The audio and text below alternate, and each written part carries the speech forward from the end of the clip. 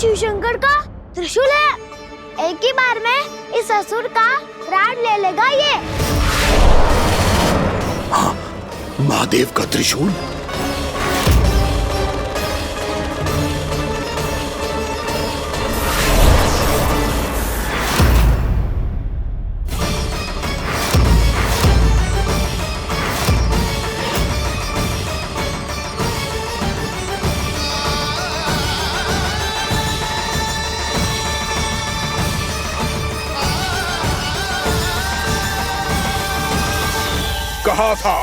कहा था मैंने, स्वयं महादेव भी मेरा कुछ नहीं बिगाड़ सकते।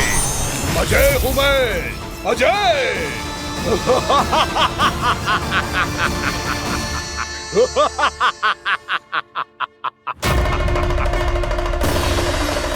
प्रभु, आपके त्रिशूल की महिमा तो अपरंपार है, तो फिर ये ठहर क्यों गया?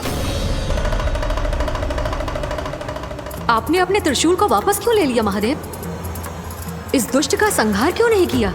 क्योंकि इसकी मृत्यु मेरे हाथों नहीं, मेरे सखा नारायण के अवतार श्री कृष्ण के हाथों ही होगी, और यही विधि का विधान है। पर पिताजी, श्री कृष्ण तो इस असुर के उदर में फंसे हुए हैं, हम उन्हें मुक्त कैसे कराएंगे? ये उन्हें स्वयं ही मुक्त करेगा पुत्र। श्री कृष्ण अपने अपमान से क्रोधित नहीं होते, पर अपने भक्तों का अपमान वो क्षण भर भी सहन नहीं कर पाते। वकासुर यही भूल कर रहा है, हम सबका निरंतर अपमान करके वो उन्हें क्रोध दिला रहा है। वो ये नहीं जानता कि शीघ्र ही उन्हें अपने उदर में रख पाना उसके लिए असंभव हो जाएगा।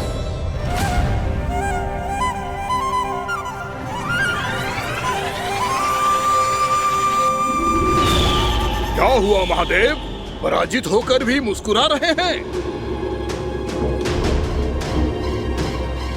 पर अब तो महादेव कहलाने के भी योग्य नहीं रहे आप। असफल देवताओं की इस अयोग्य सेना को लेकर चले जाइए यहाँ से। ना ये मेरा सामना कर सकते हैं और ना ही आप। मेरी शक्ति के सामने आप अक्षम हैं महादेव।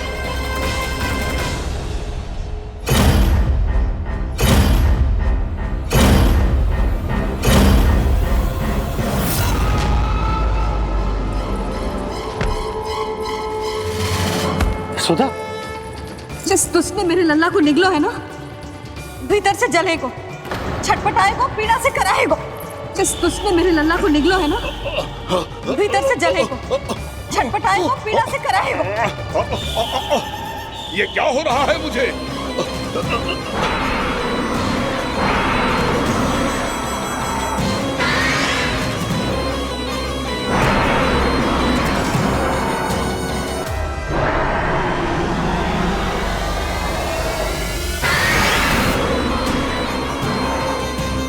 मुझे ऐसा क्यों लग रहा है जैसे भीतर से जल रहा हूं मैं?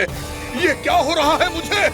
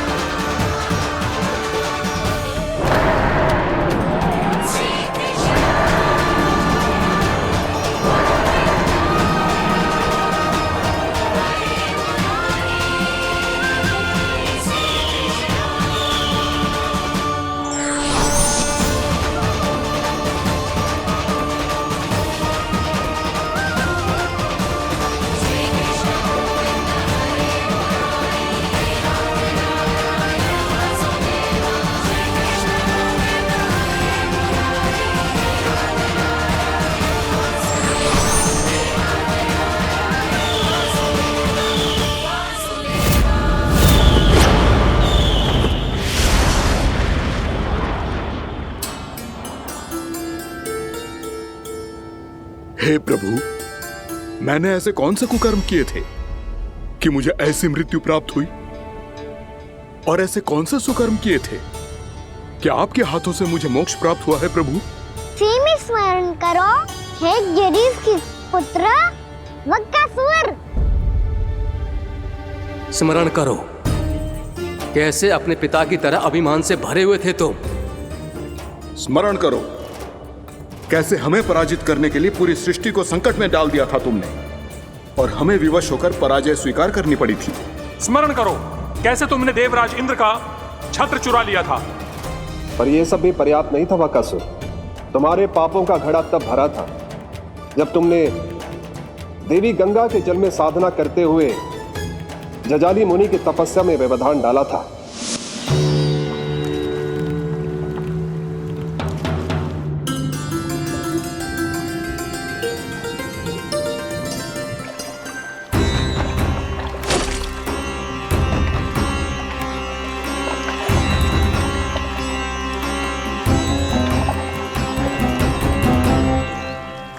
रुक क्यों गए चालक? नौका को आगे की ओर ले चलो। आगे बढ़ना उचित नहीं होगा महाराज। यहाँ से कुछ ही दूरी पर जालजली मुनि तपस्या कर रहे हैं। तो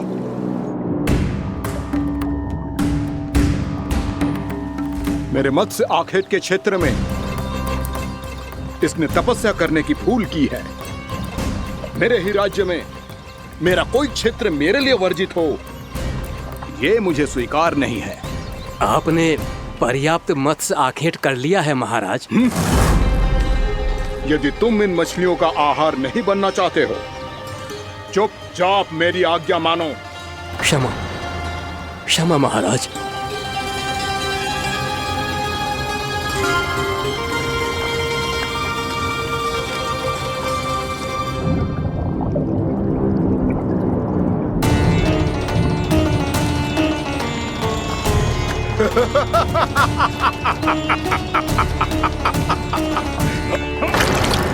मुनिवर, रक्षा कीजिए, रक्षा कीजिए मुनिवर। हमारे प्राण बचाइए मुनिवर, मुनिवर हमारे प्राण बचाइए।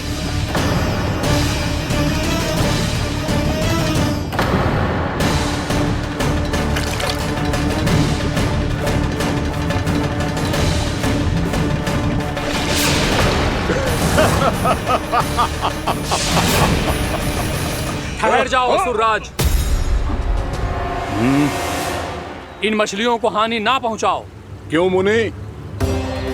अब मछलियां पकड़ने के लिए मुझे तुमसे आज्ञा लेनी पड़ेगी। तुमने तपस्या करने से पहले किससे आज्ञा ली थी? मां गंगा से, इस जल में रहने वाली सभी मछलियों से। इस उपकार के बदले इन सभी मछलियों को रक्षा करने का वचन दिया था। इसीलिए असुरराज, मैं शांति से कह रहा हूं, इस स्थान को अशुद्ध ना करो। चुपचाप यहां से चले जाओ, नहीं तो इसका परिणाम अच्छा नहीं होगा।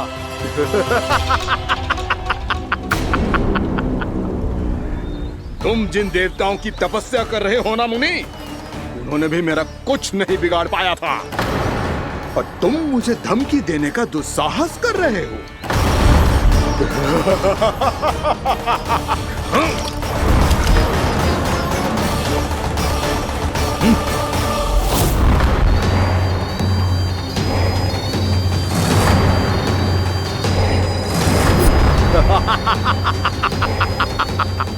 मूर्ख, विचारों से तो तू राक्षस है ही, और स्वभाव से उस बगुले की तरह है जो भूख ना होने पर भी उन निर्दोष मछलियों को आहार बनाता रहता है।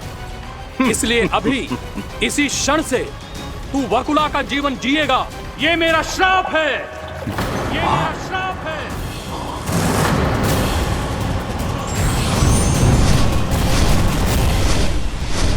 श्राप पाने के बाद तुम्हें आभास हुआ कि तुमने कितना बड़ा अपराध किया था, और तब तुम जजाली मुनि से क्षमा याचना करने लगे। तुम्हारे अपराध बोध को जानकर मुनि श्रेष्ठ शांत हुए और उन्होंने तुम्हें वरदान दिया। श्राप से मुक्ति का एक ही मार्ग होता है असुर, पश्चाताप। तुम्हें अपने भूल का पश्चाताप है, इसीलिए मैं तुम्हें वरदान देता हूं। तुम्हें मेरे श्राप से मुक्ति अवश्य मिलेगी। स्वयं प्रभु श्री नारायण के अवतार इस बगुले के देह के बंधन से तुम्हें मुक्त करेंगे।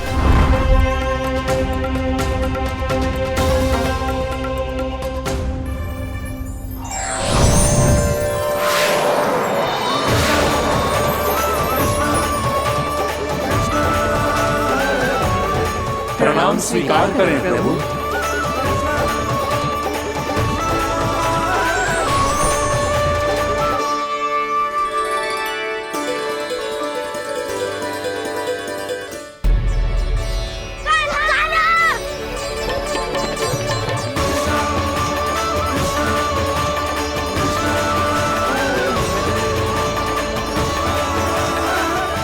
मुझे ना बताओ कि तुम सबने क्या देखा है, शायद जो देखो है, बस मैया से कछु मत ही बताना।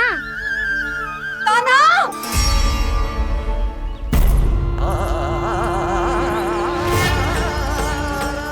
कान्हा! मेरा लल्ला!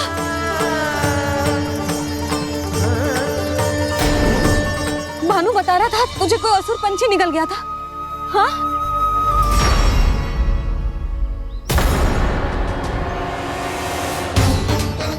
हे नारायण, ये क्या है?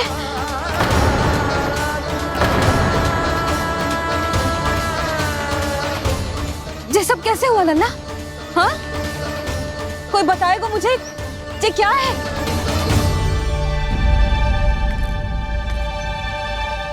श्रीधामा, मधुमंगल, चिची को सब कुछ बता दो। ये असुर पक्षी मुझे निकलने वाला था रानी भाभी, तभी अंतिम क्षण में कान्हा ने आके मुझे बचा लियो। और ये असुर पक्षी ने कही कि यह है वृंदावन का राजकुमार नंदराज का लल्ला, इसके होते कोई भी वृंदावन वासियों को हानि ना पहुंचा सकते। रानी भाभी, कान्हा ने अपने प्राणों की चिंता ना करी और इस क्रूर राक्षस से भिड़ गयो और इस राक्षस पक्षी ने इसे निगल लियो। इतना पर्याप्त है भोला काका, सब कुछ बताने की आवश्यकता नहीं है। ये सब देख के सारी बालक मंडली इतनी व्याकुल हो गई कि सबने अपने प्राण अर्पित कर दिए और इस असुर पक्षी से कहे कि हमें खा लो और हमारे सखा को छोड़ दो। इन बालकों का पराक्रम देख के सभी देवतागण यहाँ आ गए और उनके हृदय भी पिघल गए और उन्होंने इस राक्षस पक्षी से युद्ध करके इसे मार गिराया। देवताओं के राजा इंद्र के वज्र का प्रहार तो मैंने अपनी आंखों से देखा है ताई जी। और फिर उसके बाद अग्निदेव ने अग्निवस्त्र का प्रहार किया। जय ना काकी, वरुण देव, कार्तिकेय, यमदेव सबने मिलके युद्ध किया इस राक्षस से। कहा था अभी मत बोलना। अरे सब मिलके फंसा दोगे मुझे। स्वयं माँ भद्रकाली और महादेव शिव शंकर भी आए थे छोटी माँ। जाओ आप भी। बाबा साईता, मुझे लगता है कि ये कान्हा भी इन्हीं देवताओं में से एक है। संभव तो है चीची, स्मरण है पूतना और तृणावर्त के आक्रमण के समय भी ऐसा ही हुआ था। सभी राक्षस मारे गए थे पर अपने कान्हा को एक खरोच तक न आई थी। हाँ जीजी, मुझे लगता था कि श्री नारायण की विशेष कृपा है हमारे कान्हा पे, पर अब तो देख के लग रहा है कि हमारा कान्हा ही स्वयं श्री नारायण है। या फिर उनका अवतार है ये। अरे बस करो तुम सब, ऐसा कछु ना है। अरे जितनी बात सुनी है उससे तो यही लग रहा है कि कान्हा देवताओं और असुरों की युद्ध के बीच में फंस गया था। उसका इस सब से कोई लेना देना ना है। तो फिर इसके तन पे एक भी खरोच क्यों ना आया नंदराज? हाँ,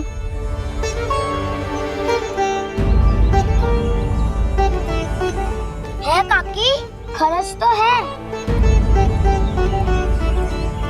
दिखा लल्ला। भैया बात पीड़ा आ रही है, कुछ करो ना। चिकोपिया भी ना अति करती है। श्री नारायण का अवतार हो तो इतनी तनिक सी खरोच पे ऐसे रो तो क्या? बस बहुत होगा। अब तो तुम सबने सीमा ही पार कर दी है। कभी से श्री नारायण बुलाते हो, कभी श्री नारायण का अवतार। तनिक कछु हो ना जाता है कि तुम सब कहानियां बुनने लगती हो। जे बस साधारण सा बालक है, मेरा लल्ला है जे, इसे भगवान मती बनाओ।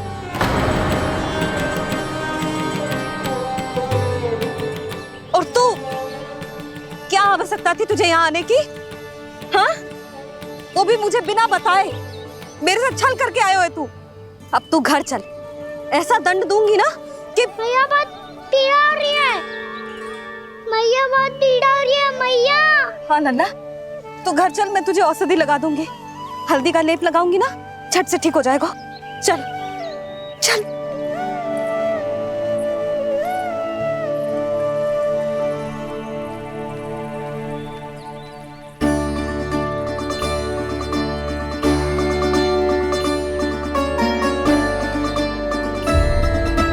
मैया बहुत पीड़ा हो रही है मैया। हाँ नन्ना, तू घर चल, मैं तुझे औषधि लगा दूंगी। हल्दी का लेप लगाऊंगी ना, झट से ठीक हो जाएगा। चल चल।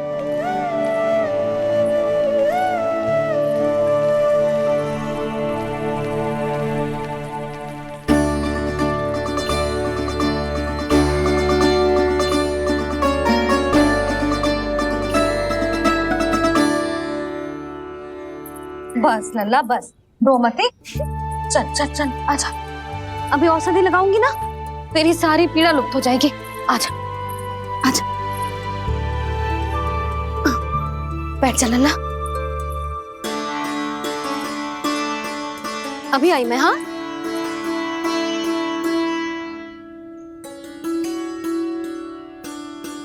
मैया। अरे तू अभी तक रो रो है? क्या कह रही थी सारी गोपियां? बता। के मेरा लल्ला श्री नारायण का अवतार है, दिव्य है, भगवान है। और जो भगवान इतनी छोटी सी चोट पे रोते हैं क्या? इतनी तो लगी भी ना है तुझे, जितना तो तू आ ऊ कर रो है।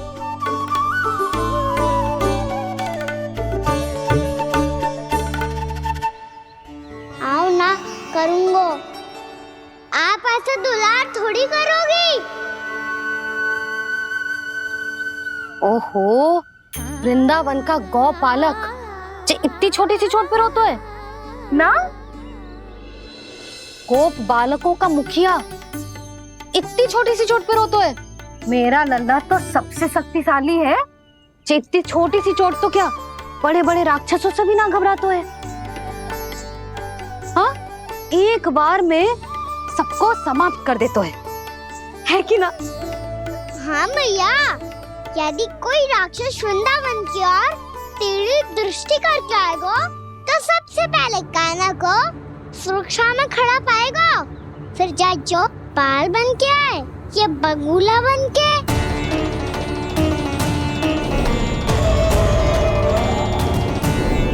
ना लल्ला, सोचो भी मती। वृंदावन की सुरक्षा करना तेरा दायित्व ना है।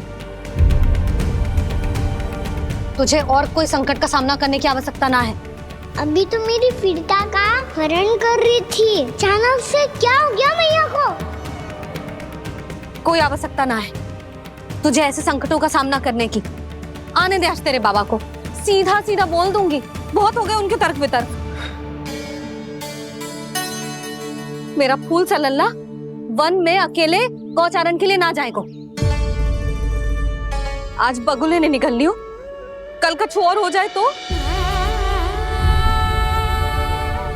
नारायण ना करे, कहीं कछु ऊंच नीच तुझे कछु हो जाए तो? मैं तो जीते जी मर जाऊंगी।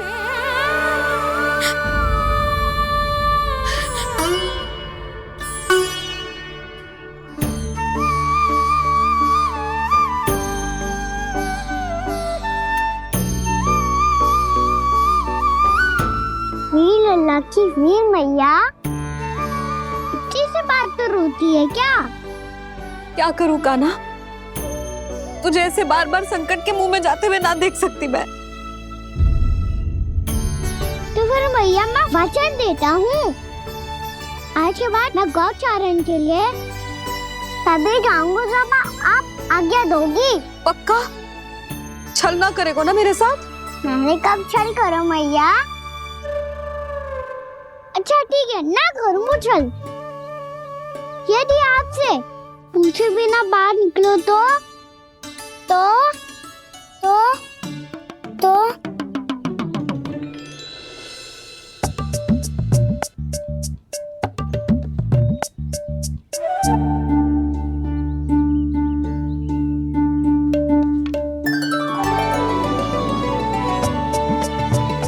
ये रही आपकी छड़ी और ये रही मेरी पीठ। सेक देना तापर तोड़। ठीक है, जब तूने अपना दंड निर्धारित कर ही लियो है तो सोच ले, अब अगर तूने मेरी बात ना मानी तो तोड़ तोड़ छड़ी पड़ेगी। समझ आई?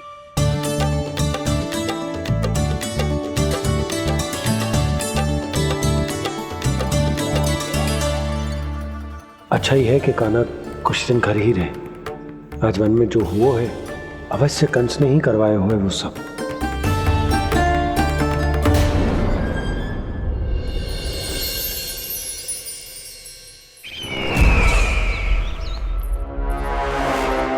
आपका ये धनुष तो सबसे अधिक शक्तिशाली था महाराज, ये कैसे टूट गया? कहीं ये बकासुर की पराजय का संकेत तो?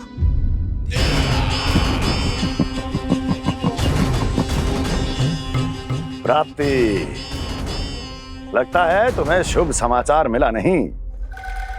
उस बकासुर ने उस विष्णु अवतार को जीवित ही निगल लिया है।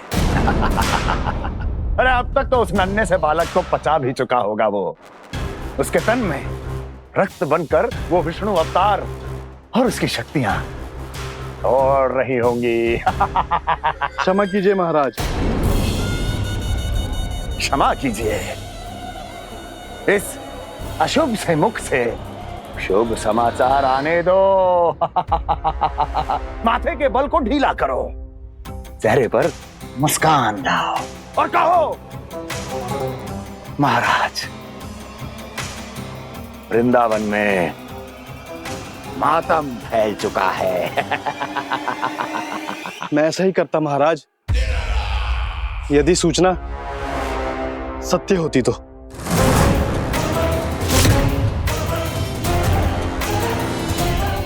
कहना क्या चाहते हो? एक क्षण में सूचना उगलो, अन्यथा मेरा योद्धा बकासुर विष्णु अवतार की तरह तुम्हें भी जीवित निकल जाएगा। आने दो। बकासुर मारा गया महाराज, बकासुर मारा गया महाराज, बकासुर मारा गया। बकासुर मर चुका है? असंभव। असंभव। बकासुर ने उस बालक को निगल तो लिया था, पर उसकी सुरक्षा करने के लिए सभी देवता वहां प्रकट हो गए, पर फिर भी कोई बकासुर का सामना नहीं कर पाया। और फिर क्या हुआ? वो बालक स्वयं ही बकासुर के उदर से बाहर आ गया और उसकी चोंच तोड़कर उसकी हत्या कर दी।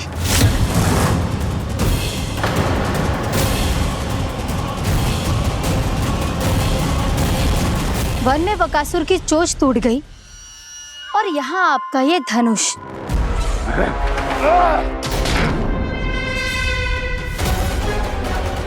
केवल नहीं टूटा तो आपका ये भ्रम महाराज। क्षमा कीजिएगा महाराज, आपका भ्रम टूटना आवश्यक है। आवश्यक है आपको यह आभास होना कि उस विष्णु अवतार को पराजित करने के लिए आपके साधारण योद्धाओं में वो सामर्थ्य नहीं है। अच्छा सर, पूतना, तृणावर्त, बकासुर, ये सब साधारण नहीं थे प्राप्ति, साधारण नहीं थे। फिर तो ये और भी अधिक चिंता का विषय है महाराज, क्योंकि इसका अर्थ तो यही हुआ कि वो विष्णु अवतार कुछ अधिक ही असाधारण है और उसका सामना करने के लिए और उसे मिट्टी में मिलाने के लिए आपको एक ऐसे अस्त्र की आवश्यकता है जो उसके सामने ना झुके और ना ही टूटे।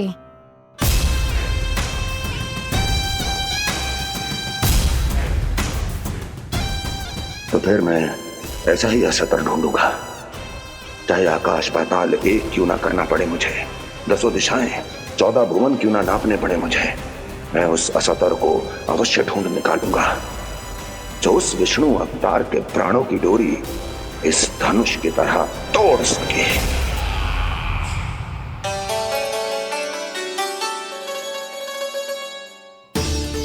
थैंक्स पापा, मैंने मैया को वचन दिया है कि जब तक नहीं चाहेंगी मैं वन नहीं जाऊंगा। इसलिए आप मुझे मारने के लिए कोई शक्तिशाली असुर ढूंढने में व्यस्त रहो। कुछ दिन तब तक मैं व्यस्त रहूंगा अपनी मैया की सेवा करने में।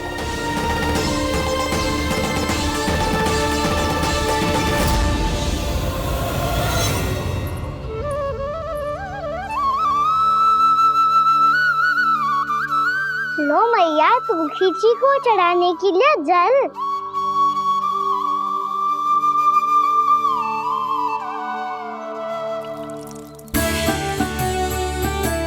लो मैया, और आटा।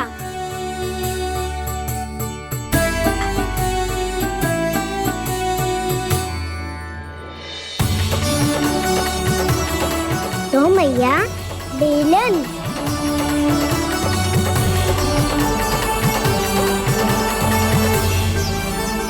ले तनिक खा ले। ओ मैया, भूख ना लगी है।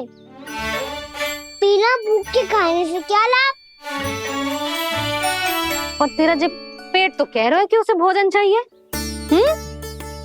और लाभ कैसे ना है लल्ला? भोजन का लाभ है ना, तन को पोषण मिलेगो, स्वास्थ्य बनेगो, जे तेरी भुजाओं में शक्ति आ जाएगी ताऊ के जैसी, ताऊ से भी अधिक। तेरे जे केस भी लंबे हो जाएंगे। सच्ची मैया? सच्ची। माप के देख लियो नित्य दिन। तनिक खा।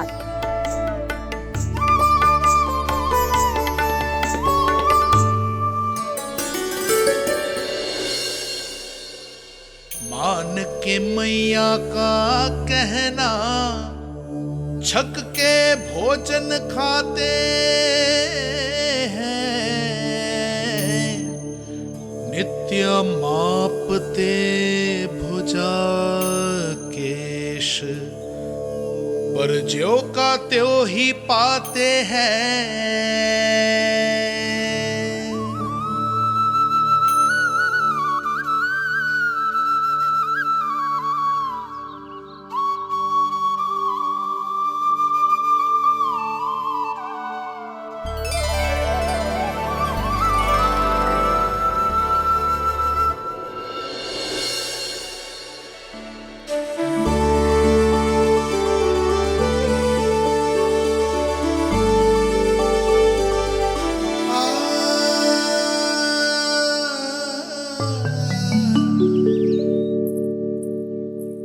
ले लल्ला, फल खा ले।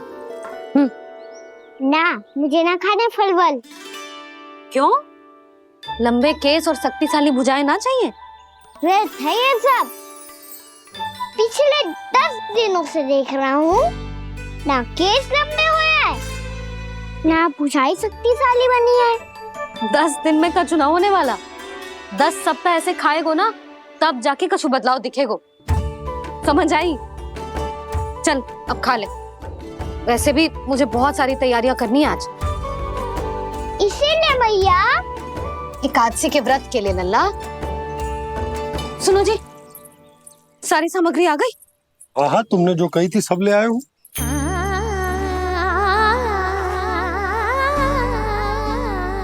इसमें नारियल तो है ही ना, उसके बिना मैं एकादशी की पूजा कैसे करूंगी? यशोदा, मैंने भोला से कह दिया, वो लेकर आते ही होगा, घबराओ मत। कैसे ना घबराओ जी, आपको पता है ना एकादशी का व्रत मेरे लिए कितना महत्वपूर्ण है। पतो है। अरे इसमें तो दिए भी ना है। दिए ना है? अब मैं अभी लेकर आता हूँ। आप रहने दो, मैं ही लेके आती हूँ। भक्त भोला राम के यहाँ से है। भक्त भोला राम? मेरा अर्थ है कुमार भोला यहाँ के यहाँ से। हाँ हाँ वो ही।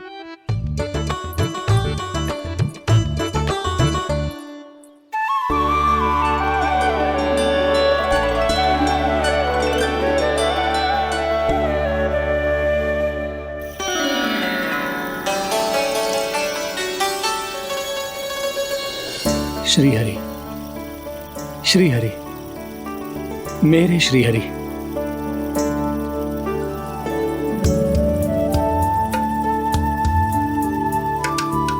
मेरे श्री हरि।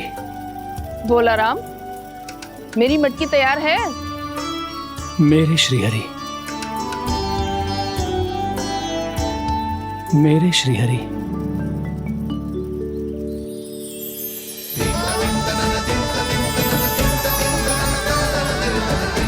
भोला राम,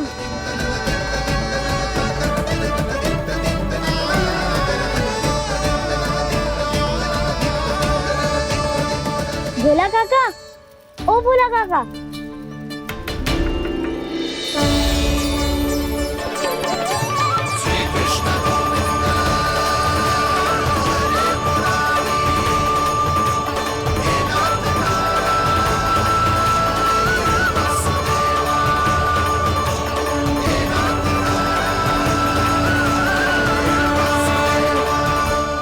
अरे श्री हरि प्रसन्न हो गए।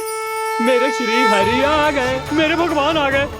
मेरे श्री हरि आ गए, मेरे भगवान आ गए। मेरे श्री हरि आ गए, मेरे भगवान आ गए।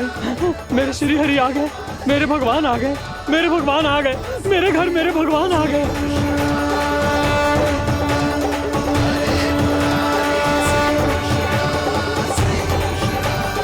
मेरे घर आ गए, मेरे श्री हरि आ गए। हाँ मेरे श्री हरि आ गए। ये तो बावले थे ही, अब बालकन को भी साथ में मिला लिए। उज्जवल क्या कर रहा है? अरे ठहर जा भोला।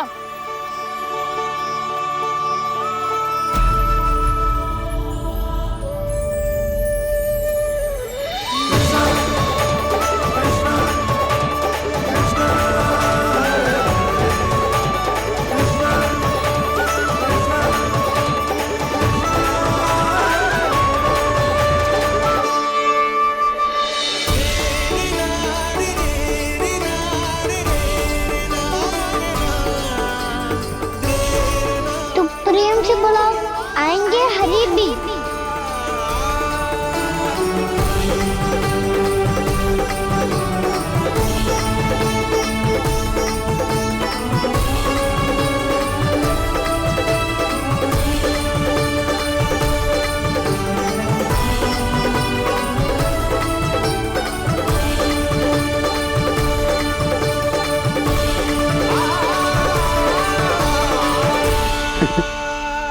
क्या वो गाना? किसकी धुन में झूम रहा है तू? निर्मल निशा भक्ति की धुन में।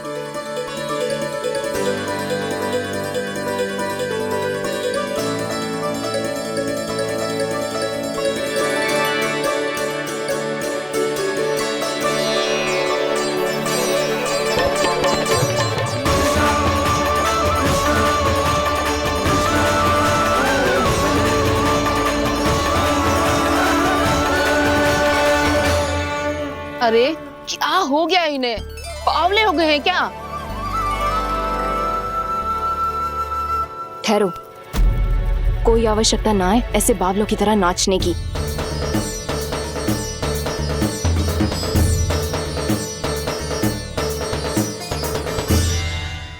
जे बावले ना है मौसी, भक्ति में रम गए।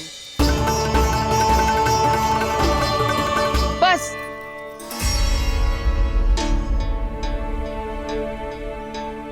हम सब कब से खड़े हैं यहाँ, पर तुम्हें कुछ ध्यान ही रहा है।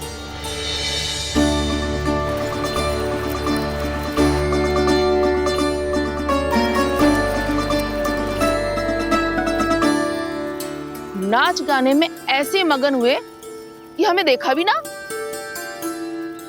मुझे नाचते हुए देख मेरे श्री हरि को इतना आनंद आ रहा था कि मैं अपने आप को रोक नहीं सका। और वैसे भी मेरे जन्म का एकमात्र उद्देश्य है श्री हरि की सेवा करना, श्री हरि को प्रसन्न करना। तुम बावले हो भोलाराम, या हमें बावला बना रहे हो? श्री हरि और तुम्हें देख रहे हैं? हाँ, अभी वो यहीं थे, देख रहे थे। भोला काका, आपने भी ना अति कर दी अब। हमें भी बताओ तनी, कहाँ थे श्री हरि?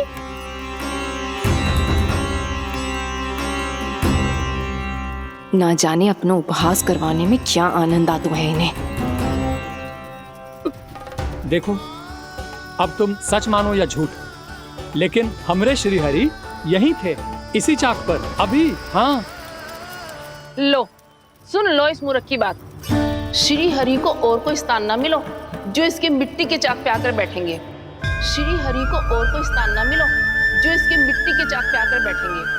श्री हरि को और कोई स्थान ना मिलो जो इसके मिट्टी के चाक पे आकर बैठेंगे।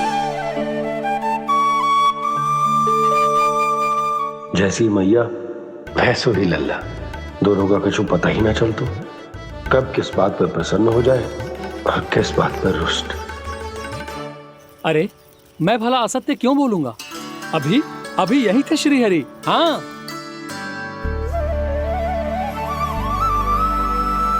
हाँ, जैसे श्री हरि को तो कोई कार्य है ही ना, वो तो आतुर होके बैठे रहते हैं कब तुम हरि हरि बुलाओ और वो दौड़े चले आए। भगवान तो भक्तों के पास आने के लिए सदैव आतुर रहते हैं, बल्कि सत्य तो यह है कि भक्तों के मन में ही निवास करते हैं भगवान।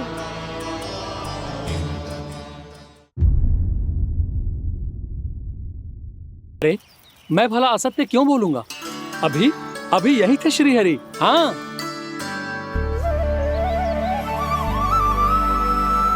हाँ, जैसे श्री हरि को तो कोई कार्य है ही ना, वो तो आतुर होके बैठे रहते हैं कब तुम हरि हरि बुलाओ और वो दौड़े चले आए। भगवान तो भक्तों के पास आने के लिए सदैव आतुर रहते हैं, बल्कि सत्य तो यह है कि भक्तों के मन में ही निवास करते हैं भगवान। भगवान तो भक्त के पास आने के लिए सदैव ही आतुर रहते हैं शंकरी मौसी। बल्कि सच्ची बात तो ये है कि भगवान हमारे मन में ही निवास करते हैं। कम से कम तू तो इसे बढ़ावा मत दे जशोदा। जब देखो जब हरि नाम की रट लगाए रहते है। हरि बोलते बोलते ऐसो बावलो होता है कि सारा कार्य भूल जाता है। 2 दिन से अपनी मटकी के लिए चक्कर काट रही हूँ। अभी तो एक चक्कर और लगाना होगा आपको। आपकी मटकी तैयार हो गई है, अभी लाता हूँ।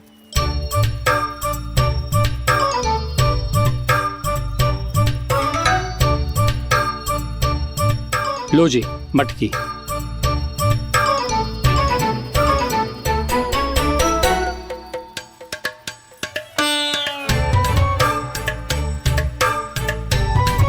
इस कच्चे मटके का क्या करूं मैं?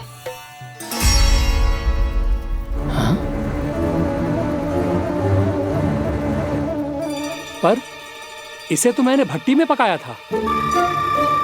अब तू ही देख ले कितना ध्यान रहता है इस कार्य पे। और कह तो है कि श्री हरि आते हैं इससे मिलने। हाँ आते हैं, और आगे भी आएंगे हमारे श्री हरि हमसे मिलने। और आके मोक्ष देंगे, है ना? मांगूंगा तो मोक्ष भी दे देंगे, मांगूंगा तो मोक्ष भी दे देंगे, मांगूंगा तो मोक्ष भी दे देंगे। अभी तो ये बता कि तू मुझे मेरी मटकी कब देगो? और मेरी मांग कब पूरी करोगी भोलाराम जी? मेरो घड़ा मेरे दिए तो तैयार है ना, कल एकादशी की पूजा और व्रत के लिए। एकादशी का व्रत? हाँ, एकादशी का व्रत। इसे करने से श्री हरि बहुत प्रसन्न होते हैं। अच्छा, फिर तो अभी लाया।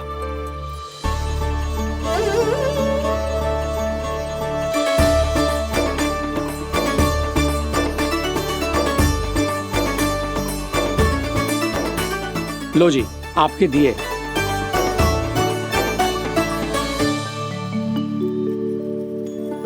और जो हमने मांगा है वो? बाकी सब शेष द्वादशी के दिन मिलेगा, क्योंकि कल मैं भी एकादशी का व्रत रखूंगा, क्योंकि कल मैं भी एकादशी का व्रत रखूंगा, क्योंकि कल मैं भी एकादशी का व्रत रखूंगा।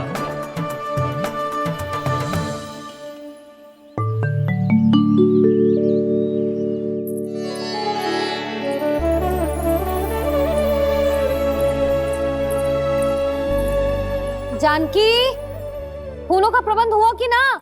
हाँ भाभी, जे रहे। सदैव विलंब कराती है। पर भाभी इस बार तो फूल समय से ही लाई थी। क्या हुआ जशोदा, अभी तो पूजा की तैयारी ना हुई? देखो ना मौसी, ये जानकी ना कुछ छूट ही जाता है इसके कारण। एकादशी की पूजा और व्रत आते ही जसोदा भाभी इतनी वग्र हो जाती है। ऐसो क्या होगा इस पूजा में?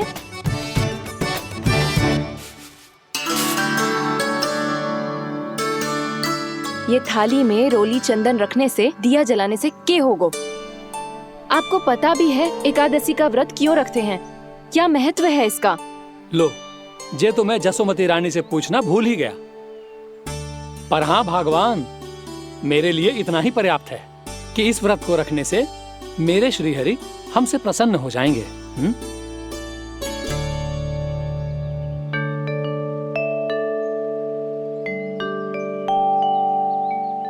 नारायण ही जाने ऐसे कैसे पूजा करते हैं जे श्री हरि की एक मूर्ति तक ना है इनके पास।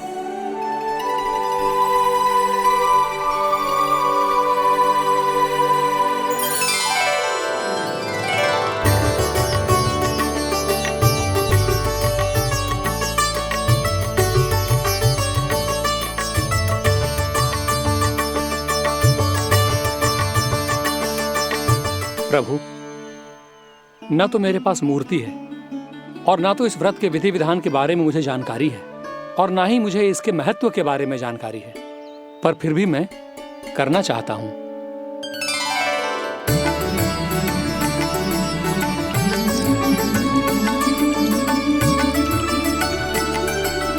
इसीलिए मैं दृढ़ संकल्प लेता हूं, पूरी निष्ठा के साथ, श्रद्धा के साथ और पूरी आस्था के साथ मैं इस व्रत को संपन्न करूंगा।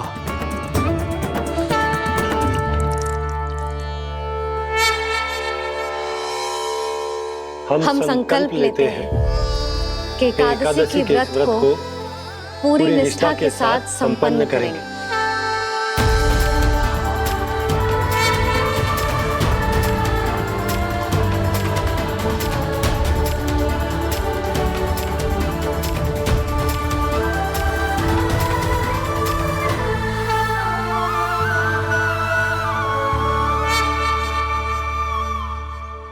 तुलसी जी के पत्ते तो हैं ही ना। श्री नारायण को तुलसी जी के पत्ते के बिना भोग ना चढ़तो है। जानकी, तुलसी के पत्ते कहाँ हैं? भाभी, मैं तो कब से यही पूछना चाह रही थी कि तुलसी के पत्ते लाऊं क्या, पर आप तो व्यस्त थी ना। तुझे कितनी बार समझाओ है ना, यदि तेरे कछु करने से किसी और की कोई हानि ना हो रही हो या किसी के अच्छे कार्य में सहायता हो रही हो तो मुझसे आज्ञा लेने की आवश्यकता ना है। समझ गई भाभी, आगे से जाना उनको। ले अभी लेकर आती हूँ।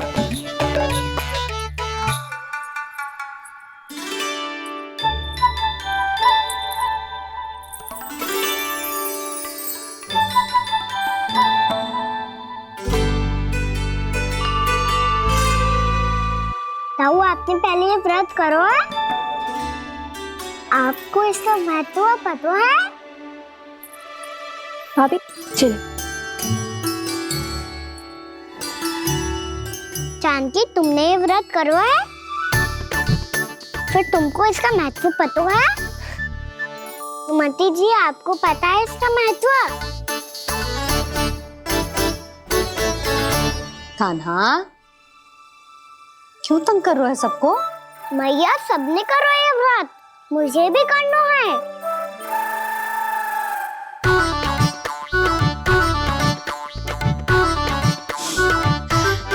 ये व्रत केवल बड़ों के लिए होती है लल्ला। जब आप ये व्रत कर सकती हो, बाबा कर सकते हैं,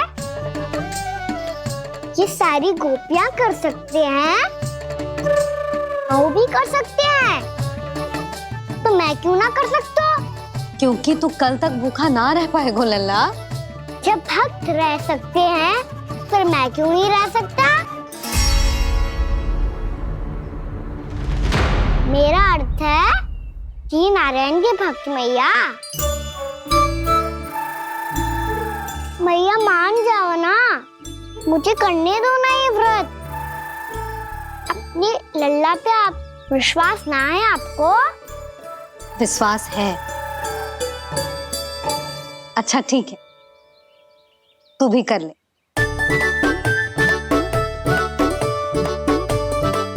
पर मैया व्रत की कथा तो सुनाओ, मैं तो अबध हूँ ना, मुझे कैसा पता चलेगा कि ये व्रत करते क्यों हैं?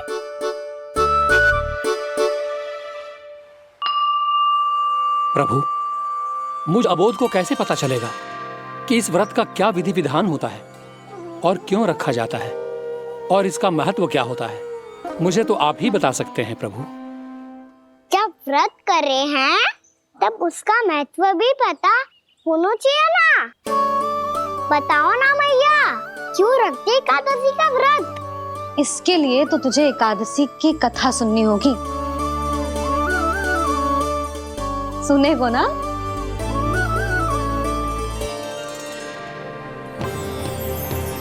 वसुदेव सुतं देवं कंसचाणूरमर्दनम् श्रीहरि, यशोदा परमानंदम् कृष्णं वन्दे जगद्गुरुम्। वाह प्रभु, अपने भक्तों को एकादशी व्रत का महत्व समझाने का अच्छा उपाय खोज निकाला है आपने।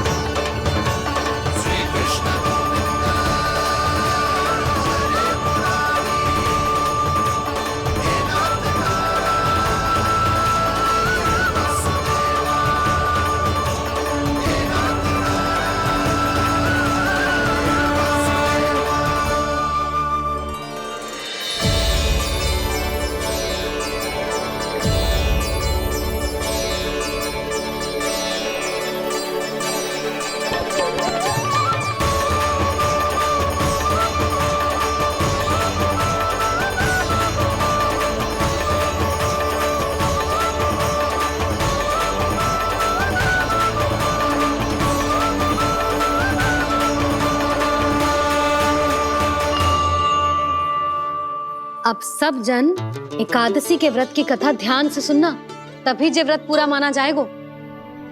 समझो लल्ला?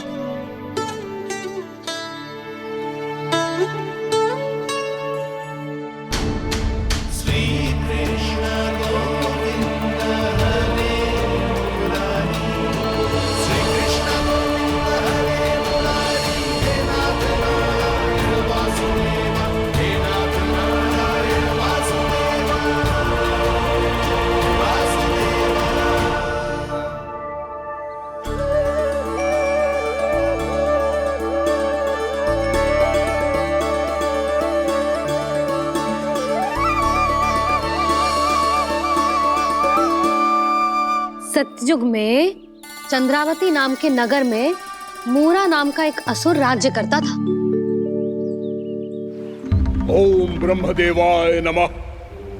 ओम ब्रह्मदेवाय नमः।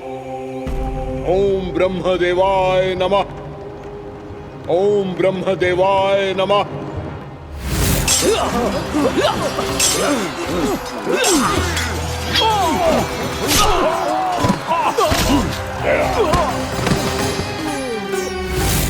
ओम ब्रह्मदेवाय नमः। ओम ब्रह्मदेवाय नमः। जब उसने देवताओं के हाथों असुरों की पराजय देखी, तब वो वरदान पाने के उद्देश्य से ब्रह्मा जी की तपस्या करने चला गो।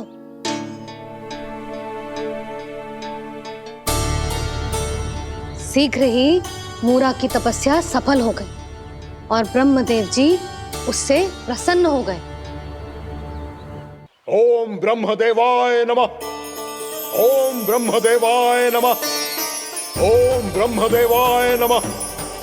ओम ब्रह्मदेवाय नमः। ओम ब्रह्मदेवाय नमः। ओम ब्रह्मदेवाय नमः।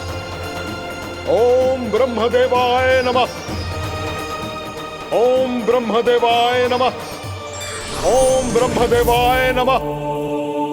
मूरा, प्रणाम ब्रह्मदेव।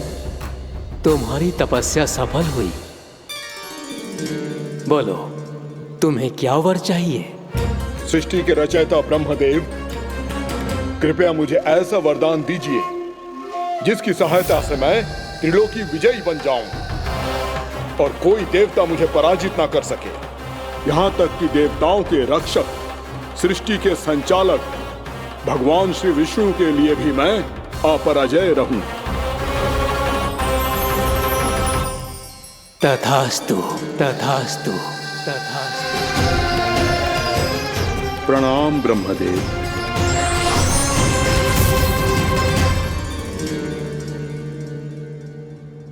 ऐसा वरदान पाकर मूरा बहुत अभिमानी होगा।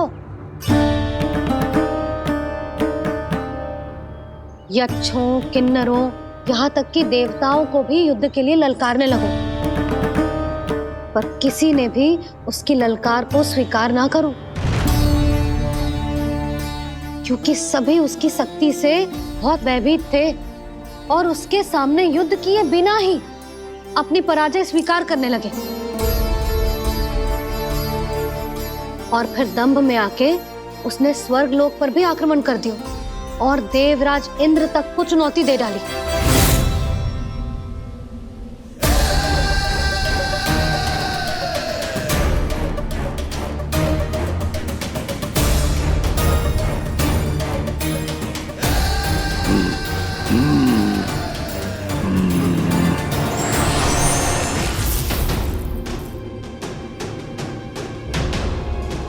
मैं प्रतीक्षा कर रहा हूं देवराज। क्या उत्तर है तुम्हारा? मुझसे युद्ध करोगे या फिर बिना लड़े ही पराजय स्वीकार कर मेरे अधीन हो जाओगे और सौंप दोगे मुझे अपना ये स्वर्ग लोक? सारी शक्ति तुम्हारे मुख में है या कुछ बाहुबल भी है तुम्हारे पास? मैं तुम्हारी चुनौती स्वीकार करता हूं मूरा। मैं तुम्हारी चुनौती स्वीकार करता हूं मूरा।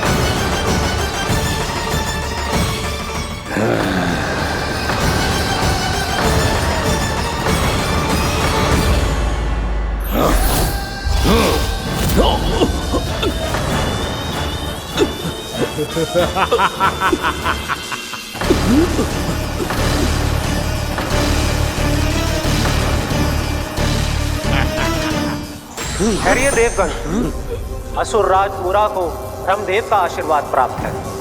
आप में से कोई भी इन्हें पराजित नहीं कर पाएगा।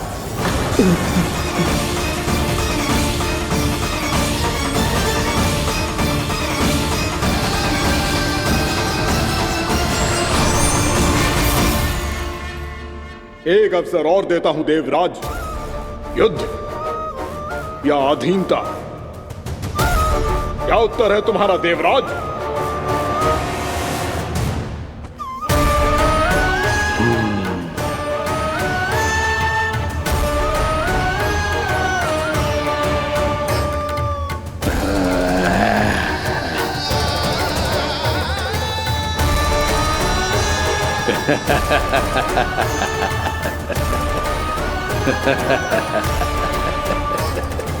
इंद्र और सभी देवताओं ने मूरा के आतंक में आके उससे भयभीत होके अपना सिंहासन छोड़ दियो।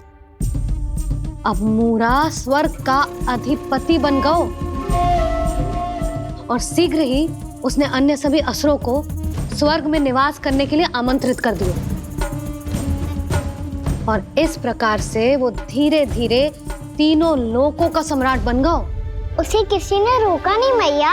ना लल्ला, इतना साहस किसी में था ही ना। और फिर ये निश्चित करने के लिए कि भविष्य में किसी और असुर की मृत्यु ना हो, वो यमराज पे भी विजय प्राप्त करने के लिए यमलोक की ओर प्रस्थान कर दियो। वो तो अपने आप को और सभी असुरों को अमर बनाना चाहता था। पर देवता और यमराज भी उसकी ये योजना समझ गए थे। इसीलिए उसके आने से पहले ही सारे देवताओं ने श्री नारायण से सहायता के लिए गुहार लगाई। अब केवल आप ही कुछ कर सकते हैं प्रभु। अभी तो मूरा केवल त्रिलोक का स्वामी है, और यदि उसने यमलोक भी जीत लिया तो वो जीवन को ही नियंत्रित नहीं करेगा प्रभु, वो मृत्यु का भी स्वामी हो जाएगा। ऐसे में पहले सृष्टि का संतुलन तो नष्ट होगा प्रभु, और फिर स्वयं सृष्टि ही नष्ट हो जाएगी। ऐसा नहीं होगा यमदेव, नियति ऐसा होने ही नहीं देगी। विधि रचेगी खेल और मैं बनूंगा माध्यम। असुर राज मुरा का सामना मैं करूंगा। बस आप मुझे चुनौती देने के लिए उसे तैयार कर लीजिए, चाहे उसके लिए आपको साम दाम दंड भेद कोई भी उपाय क्यों ना अपनाना पड़े।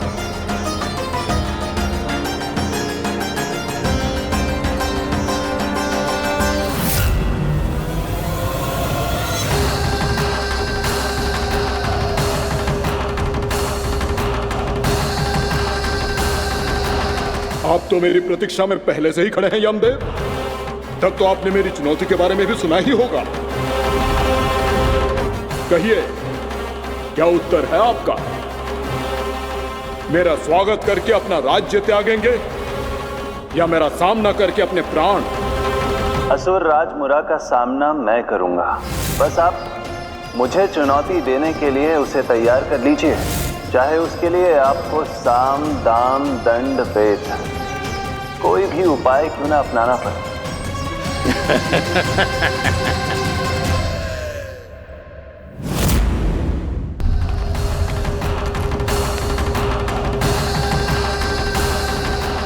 आप तो मेरी प्रतीक्षा में पहले से ही खड़े हैं यमदेव। तब तो आपने मेरी चुनौती के बारे में भी सुना ही होगा। कहिए, क्या उत्तर है आपका? मेरा स्वागत करके अपना राज्य त्यागेंगे या मेरा सामना करके अपने प्राण? हे असुर श्रेष्ठ, मैं आपकी अधीनता स्वीकार करने के लिए तैयार हूं। बस एक विनती है मेरी। शर्त को विनती का नाम देकर पहलाना चाहते हो मुझे यमराज? असुर राज मूरा के सामने शर्त रख पाओ, इतना सामर्थ्य नहीं है तुम में। इसका आभास है मुझे असुरराज, पर मैं आपकी अधीनता स्वीकार करूं इससे पहले आपको स्वामी धर्म का पालन करना होगा। मेरे पुराने स्वामी के क्रोध से मेरी रक्षा करनी होगी आपको। कौन है तुम्हारा पुराना स्वामी? भगवान श्री नारायण। और छोटी माँ मूरासुर को तो श्री नारायण से भी रक्षा का वरदान प्राप्त था ना?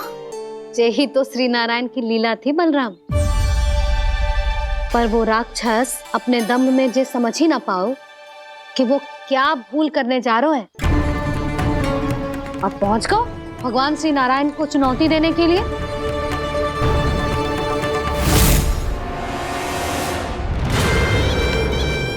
वहीं ठहर जाओ असुर राज मुरा।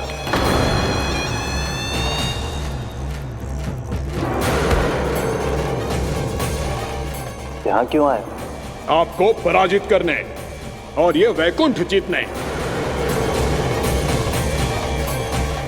ताकि मैं यमलोक का स्वामी बन सकूं।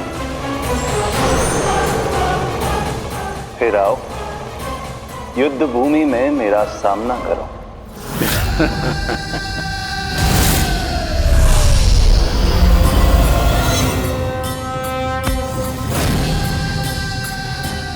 ये नहीं जानते कि इनसे ना हारने का वरदान तो मैं पहले ही प्राप्त कर चुका हूँ। इसलिए युद्ध ठीक से आरंभ हो पाए उससे पहले ही इन्हें जीत लूंगा मैं।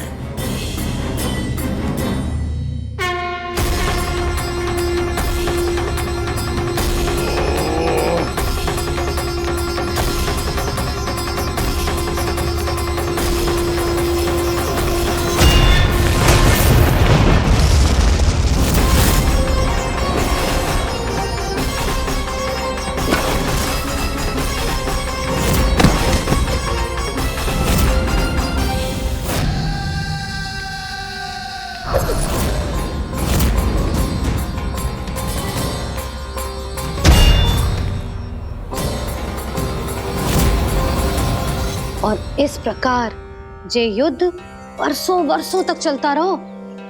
दोनों योद्धा पूरे ब्रह्मांड में अनेक अस्त्रों शस्त्रों के साथ युद्ध करते रहे।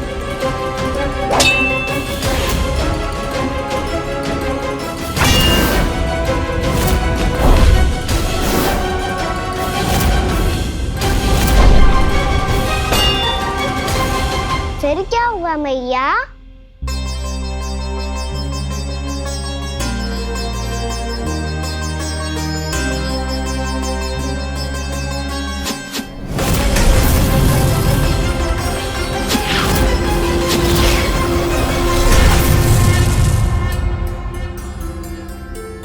उस युद्ध को कभी समाप्त हुआ हो, पर कैसे? शीघ्र ही वो राक्षस थक गए लल्ला।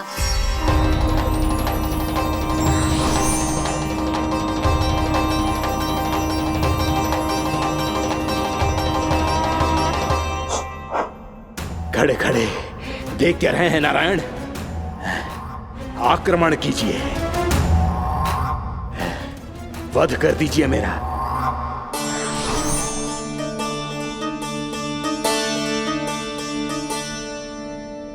मैं तुम्हारी वीरता से प्रभावित हूं, इसीलिए इतनी थकान की स्थिति में मैं तुम जैसे वीर पर आक्रमण नहीं करूंगा। जाओ विश्राम करो।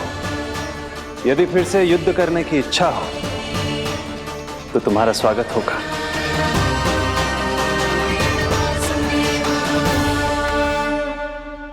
जे कह के श्री नारायण बद्रिका आश्रम चले गए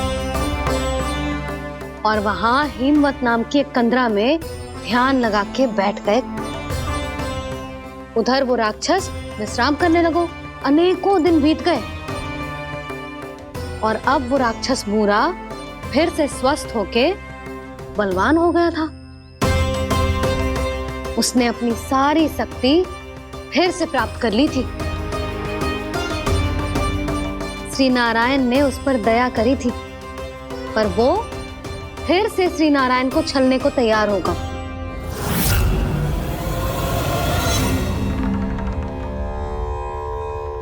ध्यान में बैठे बैठे श्री नारायण योग निद्रा में चले गए,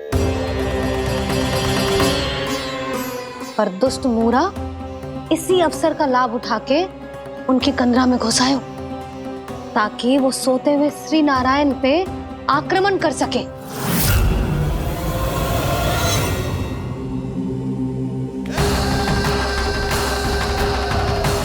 आज इस लंबे युद्ध को जीतकर अपने इस अंतिम शत्रु का भी अंत कर दूंगा मैं।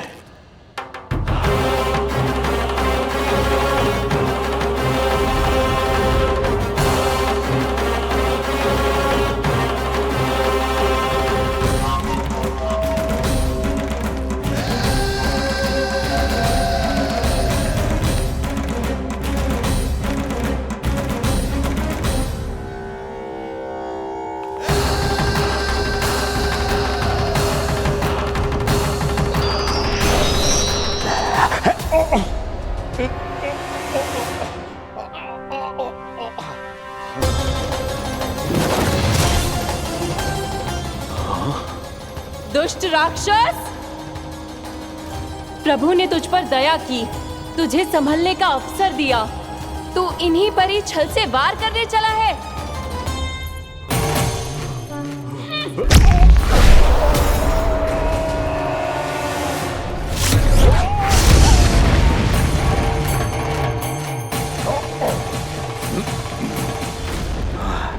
मैं अजय हूँ, मुझे कोई पराजित नहीं कर सकता। ब्रह्मा का वरदान है मुझे। तूने नारायण से अपराजय होने का वरदान मांगा था मूर्ख, उनकी शक्ति से नहीं। ध्यान से देख, मैं तेरी मृत्यु हूँ, मृत्यु।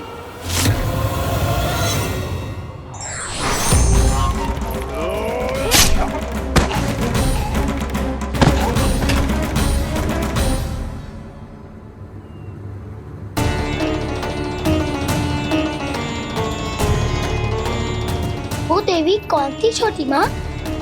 और कौन बलराम, वही तो थी देवी एकादशी।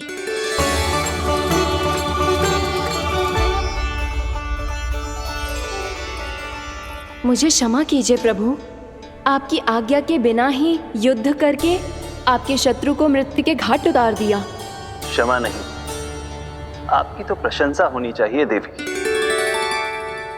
असुर राज को मारकर आपने सभी देवताओं को मुक्त करवाया है। इस पापी के अहंकार से तीनों लोकों की रक्षा की है आपने।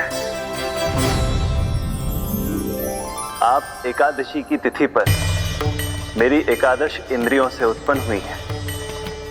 इसीलिए मेरे सभी भक्त आपको उत्पन्न एकादशी के नाम से जानेंगे। सभी तिथियों में आपका स्थान सर्वश्रेष्ठ होगा।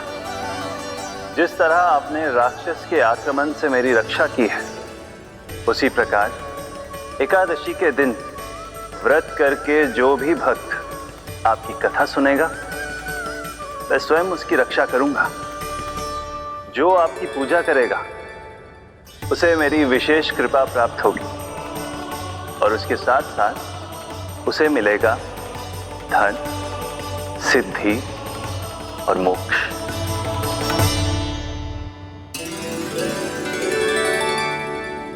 इसीलिए आज के दिन व्रत रखने का बहुत अधिक महत्व होता है।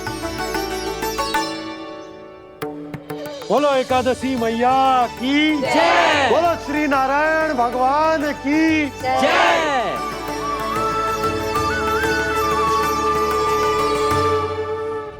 प्रभु की कृपा से एकादशी का महत्व भी पता चल गो और मेरा व्रत भी सफल हो गो। अभी नहीं भूला राम, एकादशी का व्रत पूरी तरह तभी सफल होता है जब द्वादशी के दिन उसे पूरा किया जाता है।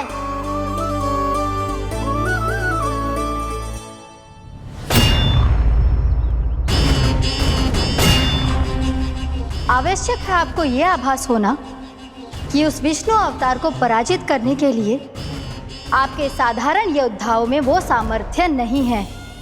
वो विष्णु अवतार कुछ अधिक ही असाधारण है।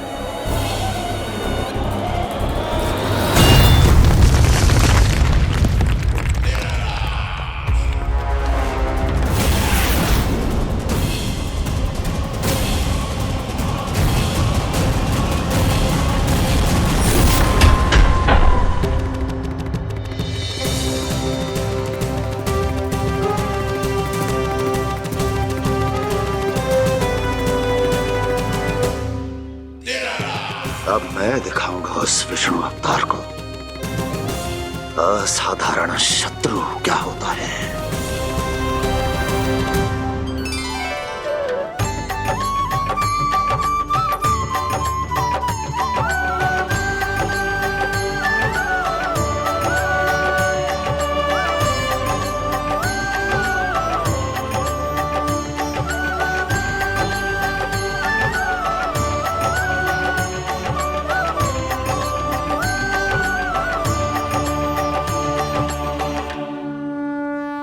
मामा अधीर हो रहे हैं, पर मैया ने मुझे अभी तक बाहर जाने की आज्ञा नहीं दी है। अभी उन्हें किसी और राक्षस को यहाँ भेजने से रोकने के लिए मुझे ही कुछ करना होगा।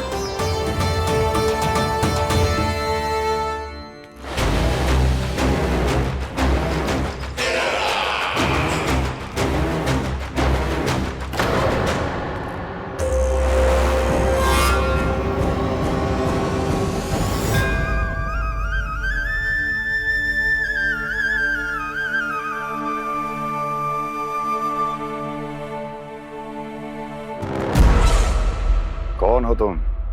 बचपन से ही मुझे मारने का सपना देख रहे हैं, फिर मुझे ही नहीं पहचानते।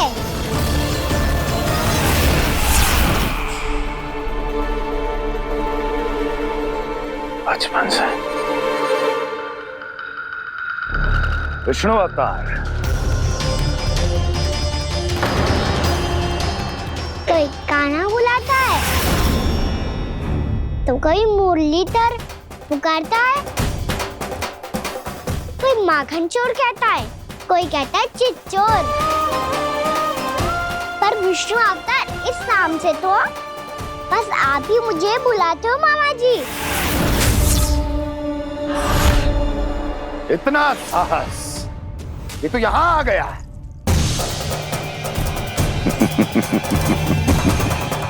यहाँ आ तो गया तू विष्णु अवतार, किंतु यहाँ से जीवित नहीं जाएगा। तेरे इस शीश को तेरे धड़ से अलग कर दूंगा मैं।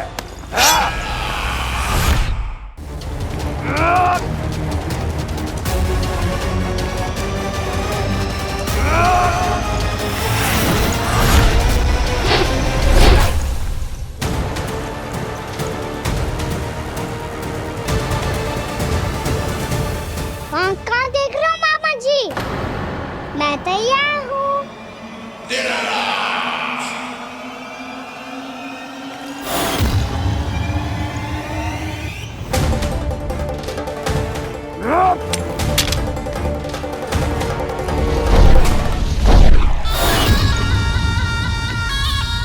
मामा जी, आप सदैव इसी तरह क्रोध में रहते हो क्या?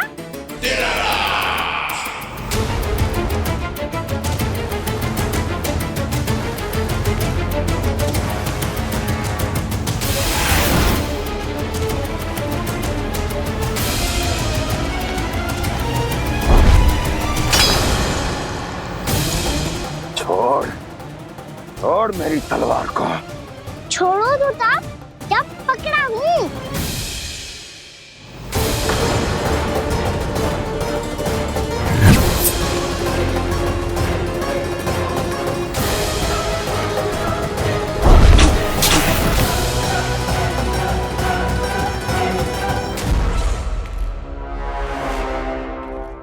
मामा जी,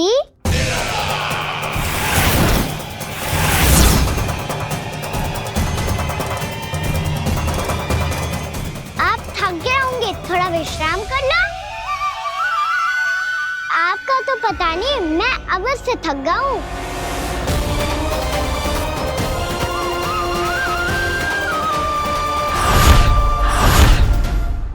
मेरे सिंहासन पर बैठने का तो साहस।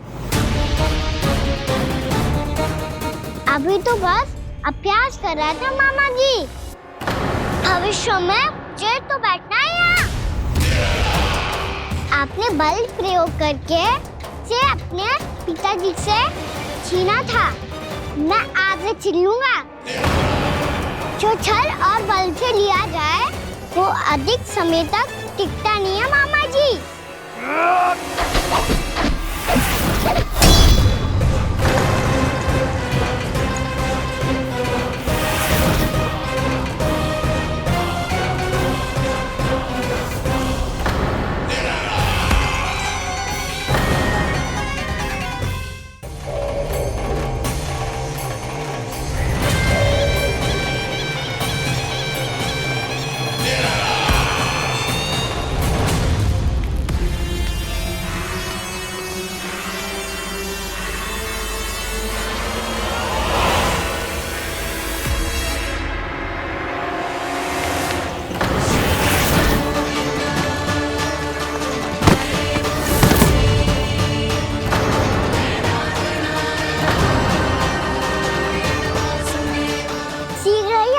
सिंहासन छोड़ना होगा।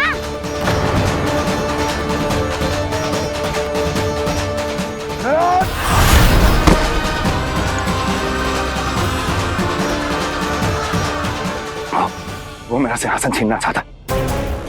वो आ रहा है, वो आ रहा है। सैनिकों!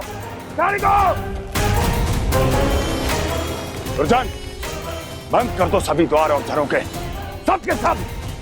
इसकी हर संभावना पर इतना कड़ा पहरा बिठा दो कि ना तो कोई महल के भीतर आ सके, ना कोई बाहर जा सके। मुझे महल की चप्पे चप्पे की सूचना चाहिए। जाओ।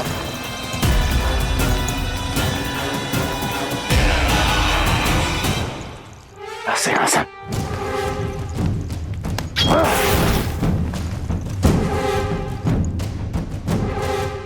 अब आ, दुष्ट मायावी, ए छलिया विष्णु अवतार, मैं कंस तेरी प्रतीक्षा कर रहा हूं। आ, देखता हूं मेरे सिंहासन पर कैसे बैठता है तू। आ, मुझे तो बस कुछ समय चाहिए था, वो मिल गया। अब करते रहिए आप प्रतीक्षा।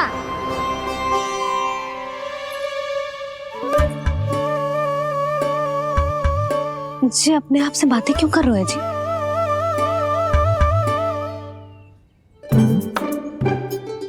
आप मुस्कुरा क्यों रहे हो? ना कछु ना। बताओ क्यों मुस्कुरा रहे हो? तुम ही पर गए हैं जी। जब तुम व्रत करती हो तो तुम भी ऐसा ही करती हो। इसी प्रकार भूख अधिक लगने पर अपना ध्यान भटकाने के लिए स्वयं से ही बड़बड़ाती रहती। होगा। आपको तो बस मेरा उपहास उड़ाने के लिए बहाना चाहिए।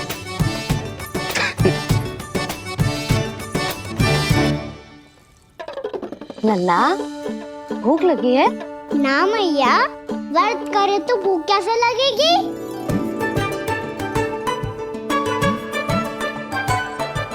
यदि लगी हो तो छोटे बालकों को थोड़ी बहुत भूल चूक क्षमा होती है। कछु ना तो फल तो तू खा ही सकते है। अब तो पूरे नियम और विधि विधान से व्रत तोड़ूंगा। कल द्वादशी के सुबह मुहूर्त के अनुसार। ठीक।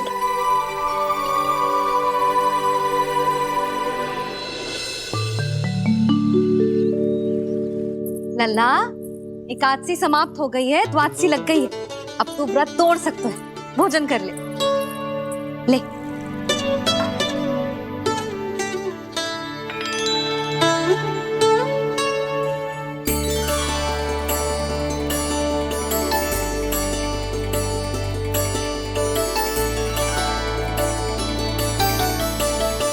आज तो कार्य कर लीजिएगा।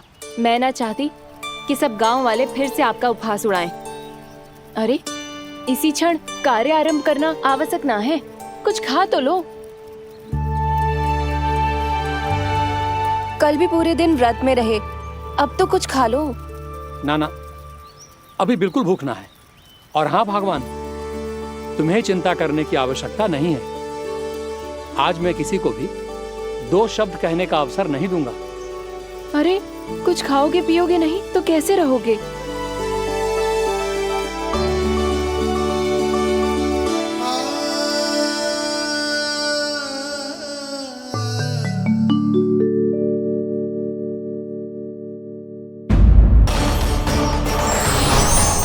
अब यम का पास ही दंड देगा इसे।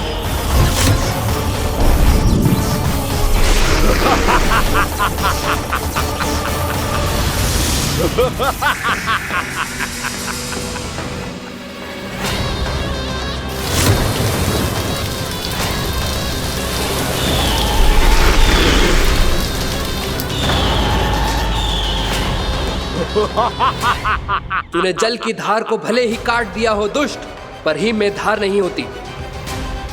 अब मेरी हिम शक्ति तुझे जमा कर नष्ट कर देगी।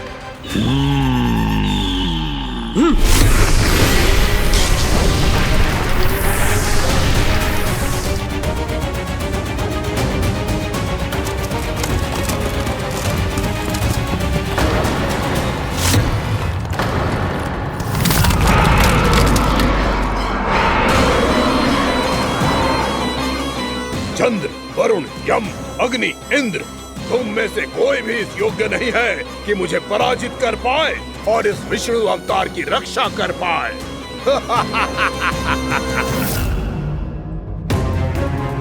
इस असुर को देवता कुछ ना बिगड़ पा रहे हैं।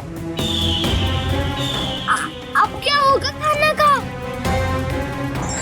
बकासुर, मैं अपनी किरणों की ताप से तुझे छलनी छलनी कर दूंगा।